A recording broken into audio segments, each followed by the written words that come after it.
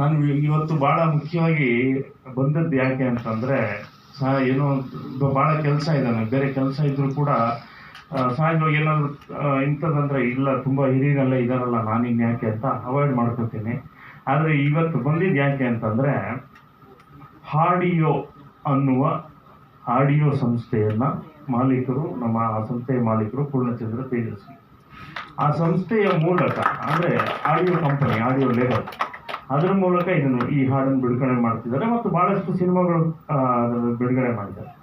ಈಗ ನಾನು ಇದ್ರ ಬಗ್ಗೆ ಮಾತಾಡಬೇಕು ಅಂತ ಯಾಕೆ ಬಂದೆ ಅಂದರೆ, ನಾನು ಮೊನ್ನೆ ಇತ್ತೀಚೆಗೆಲ್ಲ ನೋಡ್ತಿದ್ದೆ ಒಂದಷ್ಟು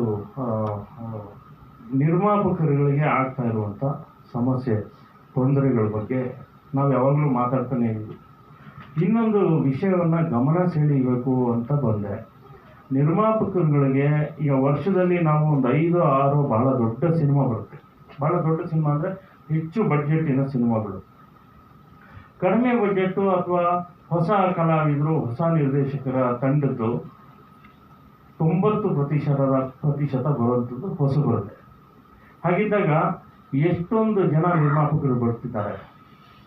ಸಿನಿಮಾ ಚಿತ್ರಮಂದಿರ ಅದರ ಸಮಸ್ಯೆಗಳು ಅದೆಲ್ಲ ಒಂದು ಕಡೆ ಆದರೆ, ಬರೀ ಆಡಿಯೋ ವಿಷಯವಾಗಿ ನಾನು ಮಾತಾಡ್ಲಿಕ್ಕೆ ಹೊರಟಿದ್ದೀನಿ. ಈಗ ಹಿಂದೆ ಇದ್ದ ಹಾಗೆ ಫಿಸಿಕಲ್ ಇದಿಲ್ಲ, ಸಿಡಿಯೋ, ಕ್ಯಾಸೆಟ್ಟೋ, ಗ್ರಾಮಫೋನೋ ಮನೆಗೆ ತಲುಪಿಸ್ತಾರೆ, ಯಾವುದು ಹಳ್ಳಿಗೆ ತಲುಪುತ್ತೆ ಅನ್ನುವ ಸಮಸ್ಯೆ ಇಲ್ಲ. ತಲುಪಬೇಕು, ಒಂದು ಅಂಗಡಿ ಇರಬೇಕು, ಆ ಥರ ಸಮಸ್ಯೆ ಇಲ್ಲ.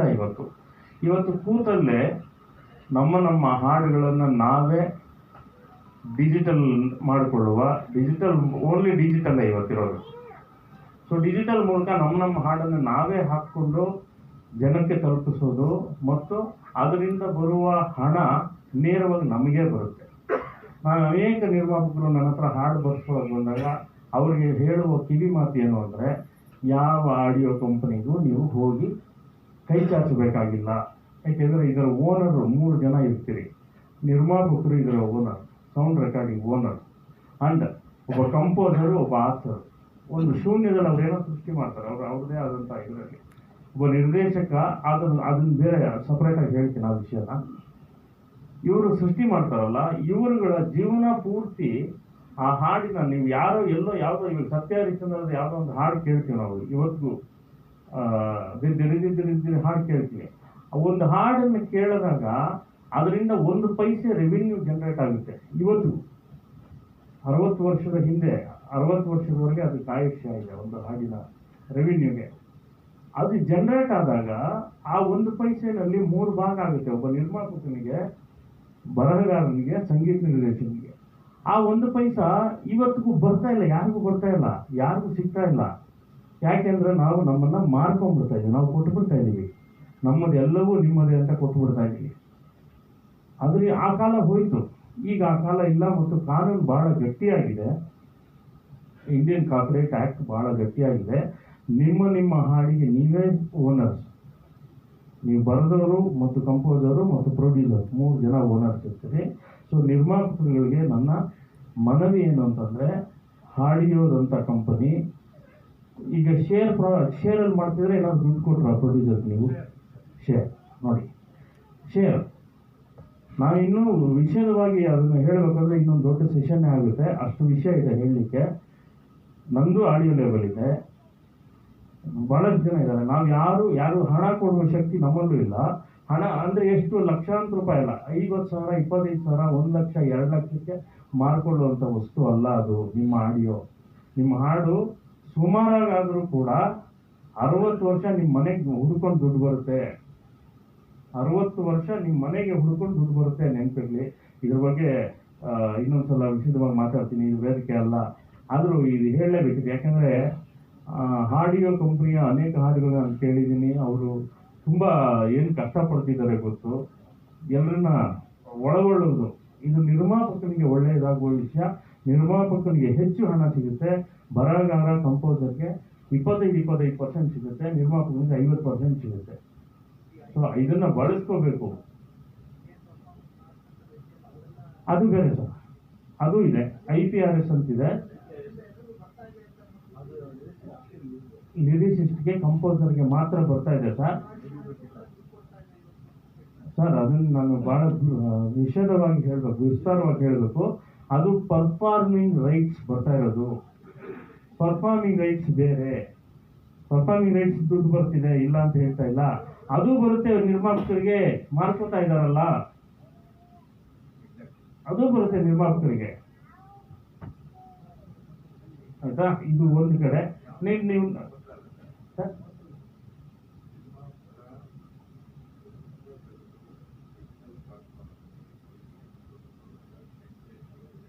ನಾನು ಬರೀ ಆಡಿಯೋ ಮಾತಾಡ್ತೀನಿ ಸರ್, ವಿಡಿಯೋ ಬಗ್ಗೆ ಅದು ಸಪ್ರೇಟ್ ಸೆಷನ್ ಇದೆ.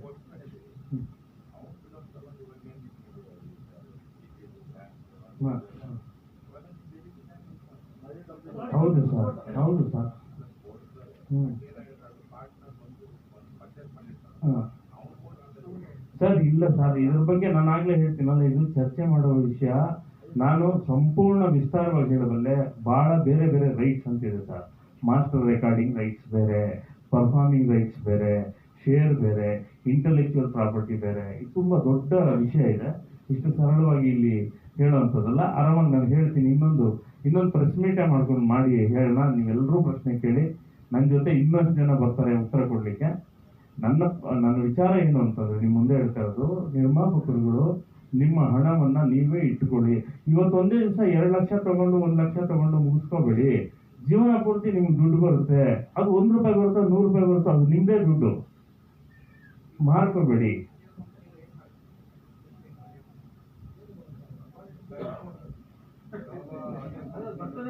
ಅಲ್ಲ ಸರ್, ಅವ್ರಿಗೂ ಈಗ ಅವರು ನಮ್ಮವರೇ ಅಲ್ವಾ ಸರ್? ಆಡಿಯೋ ಕಂಪ್ನಿಯವರು ನಮ್ಮವರೇ. ಅವ್ರಿಗೂ ನಾನು ಅದನ್ನೇ ಹೇಳ್ತೀನಿ. ಈಗ ದೊಡ್ಡ ದೊಡ್ಡ ಸಿನಿಮಾ 1 ಕೋಟಿ 17 ಕೋಟಿ 20 ಕೋಟಿ ಅಂತಾರಲ್ಲ, ಅದನ್ನ ಯಾರು ಸರ್ ಮಾಡೋಕ್ಕಾಗುತ್ತೆ? ಒಬ್ರು ಕೊಟ್ಟು ತಗೊಳ್ಳೋದಾದ್ರೆ ತಗೋಬೋದಲ್ಲ, ಸಂತೋಷ. ಈಗ ನಮ್ಮದೇ ಕಂಪ್ನಿ, ನಮ್ಮದೇ ಮ್ಯೂಸಿಕ್ ಬಜಾರ್ ಕಂಪ್ನಿ, ನನಗೆ ಶಕ್ತಿ ಇದು, ನಾನು 1 ಕೋಟಿನೋ 5 ಕೋಟಿನೋ ಕೊಡ್ತೀನಿ ಅನ್ನೋದಾದರೆ ಅದು ಬೇರೆ. ಅವಾಗ ಕೊಡಿ, ನನಗೆ ನಿರ್ಮಾಪಕನಿಗೆ ಒಳ್ಳೇದಾಗುತ್ತೆ ಸರ್. ಅದನ್ನೇ ಹೇಳಿದ್ದು. 200-300 ಸಿನಿಮಾ ರಿಲೀಸ್ ಆದರೆ ನೀವು ಮಾತಾಡ್ತಾ ಇರೋದು 4 ಸಿನಿಮಾದ ಬಗ್ಗೆ. ಇನ್ನು 296 ಸಿನಿಮಾ ಏನಾಯ್ತು?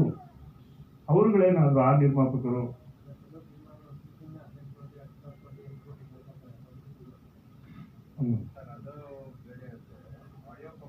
ಅಲ್ಲ, ಇದು ಹಿಕೋರ ಇಂದ ನಾವು ತೀರಾ ಹೊರಗಡೆ ಹೋಗ್ಬಿಡ್ತಾ ಇದ್ದೀವಿ. ಹಿಕೋರಾಗಿ ಸ್ವಲ್ಪ ಮತ್ತೊಮ್ಮೆ ಸ್ಟಿಕನ್ ಆಗ್ಬಿಡೋಣ.